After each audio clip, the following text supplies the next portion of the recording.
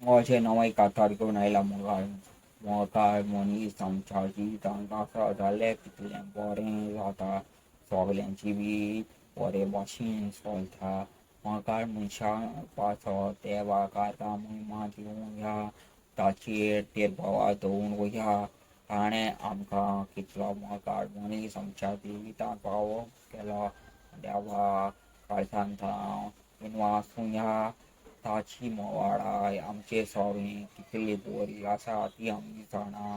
ताच्या मोगान वाडोवया, जिवीत आमचें खुशालकायेन सारूया.